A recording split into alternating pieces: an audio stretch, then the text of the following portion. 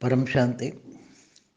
शिव की जब पावर खत्म हो जाती है और वो सूर्य में प्रवेश करके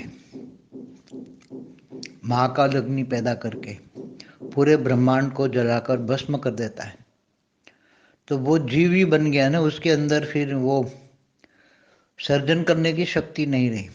शिव के अंदर जब सर्जन करने की शक्ति नहीं होती है, मतलब सोचने की भी शक्ति नहीं होती, उसके अंदर तो केवल एक प्रलय काल होता है। तो पूरे ब्रह्मांड को वाइंड अप करना होता है, विनाश।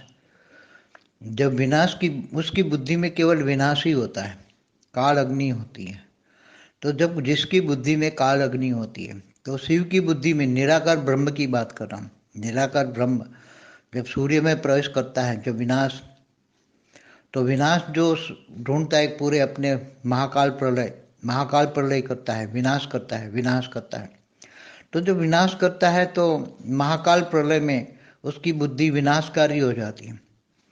तो विनाशकारी बुद्धि को क्या कहेंगे? जीव बुद्धि कहेंगे ना।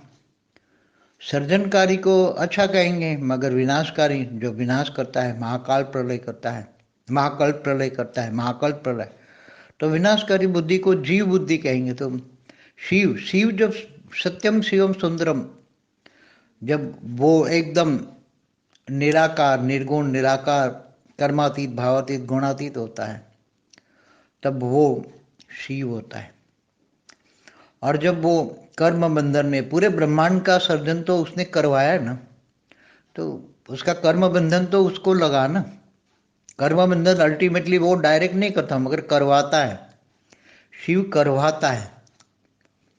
शिव आकारी शिव से कराता है। आकारी शिव मना सदाशिव, सदाशिव सदा शक्ति द्वारा कराता है। और सदा शक्ति ब्रह्मा द्वारा सर्जन, विष्णु द्वारा पालना और शंकर द्वारा विनाश करवाती है, पूरे ब्रह्मांड को चलाती है। तो डायरेक्ट या इनडायरेक्ट तो कर्म बंधन तो जो करवाता है उनको लगता है ना।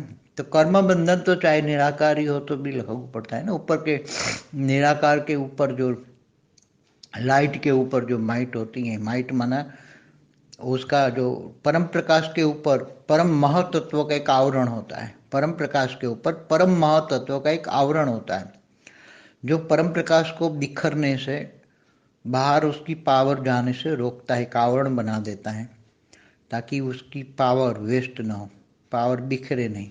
इसलिए उसकी पावर को रोकने वाला, परम प्रकाश को रोकने वाला परम महतत्व एक आवरण होता है, उसको हम माइट कहते हैं। तो ये निराकार को भी लागू पड़ता है। तो निराकार क्या बन गया?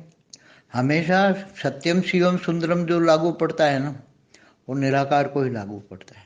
आकारी रूप को कभी भी किसी को भी सत्यम सुंदरम नहीं कहेंगे, चाहे आदि शिव हो, आदि शक्ति हो। इसलिए जब वो विनाशकारी संकल्प करता है, विनाश करता है, तो विनाश तो जीव करता है ना, तो विनाश करने वाले को जीव कहेंगे। वो शिव से जीव बन गया है, उसी को कहेंगे।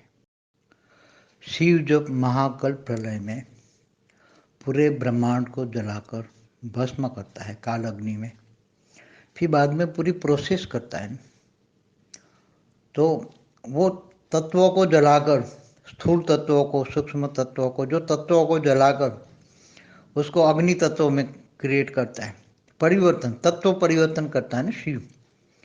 शिव की प्रोसेस पूरी क्या होती है? उसी टाइम जो शिव पूरी प्रोसेस करता है, तत्वों को जलाकर भस्म करके अग्नि तत्व में, अग्नि से फिर उसको परम अग्नि में, परम अग्नि से परम वायु में, परम वायु से परम आकाश में, परम आकाश से फिर परम महतत्व में, और परम महतत्व से फिर परम प्रकाश में वो कन्वर्ट करता है वो।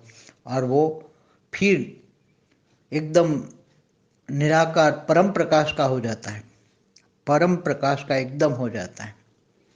मतलब वो ब्लैक होल नहीं रहता। फिर ब्लैक होल जो होती है वो काल अग्नि को, जो पूरे ब्रह्मांड को जलाकर भस्म करने की जो स्टेज होती है, वो ब्लैक होल। तो ब्लैक होल की स्टेज जो जीव बनाने की स्टेज होती है, तो शिव उसी टाइम जब विनाश करता है पूरे ब्रह्मांड का महाकल्प प्रलय में काल अग्नि से, तब उसकी आत्मा की स्टेज एक जीव समान होती है, एक जीव बन जाता है।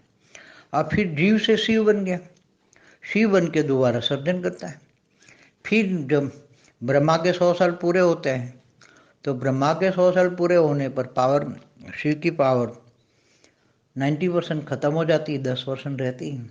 तब वो सूर्य में प्रवेश करके काल अग्नि पैदा करता है और फिर दोबारा शिव महाकाल अग्नि में, काल अग्नि में, महाकाल प्रलय में, काल अग्नि में पूरे ब्रह्मांड को जलाकर भस्म करता है। तो फिर वही प्रोसेस करता है।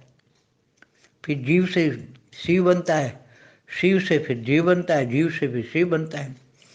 तो ब्लैक होल की जो स्टेज होती है शिव की, ब्लैक होल तत्व परिवर्तन की जो स्टेज होती है जीव से शिव बनने की, वो तत्व, वो ब्लैक होल वाली स्टेज, विनाश की स्टेज, तत्व परिवर्तन की स्टेज, वो पूरी स्टेज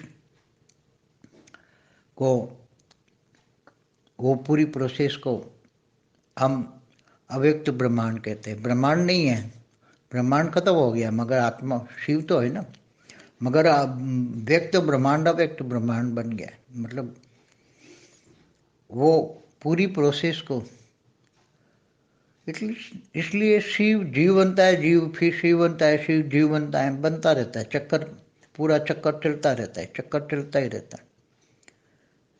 इसलिए ये पूरा चक्कर चलता ही रहता है। अनंत कोटि ब्रह्मांडों में अनंत कोटि शिव होते हैं।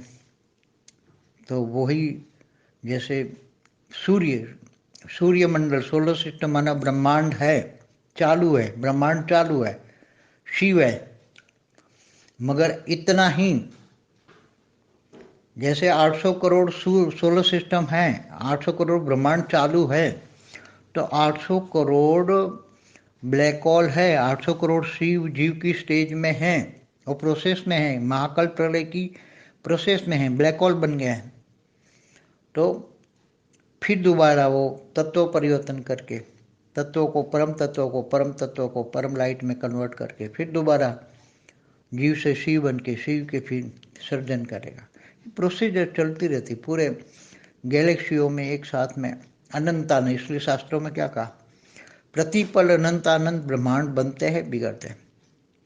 इसलिए महाशिव की एक पल बराबर ब्रह्मा का 100 साल। अब ब्रह्मा का 100 साल माना, ब्रह्मांड की आयुष खत्म, और ब्रह्मा की आयु खत्म हो जाता है, तब तुरंत ब्लैक होल बन जाता है, महाकाल प्रलय होता है। इसलिए महाकाल प्रलय हमेशा शिव की एक पल में अनंत आनंद ब्रह्मांड बनते हैं, बिगड़ते हैं। ये समझना बहुत बड़ी मुश्किल वाली बात है।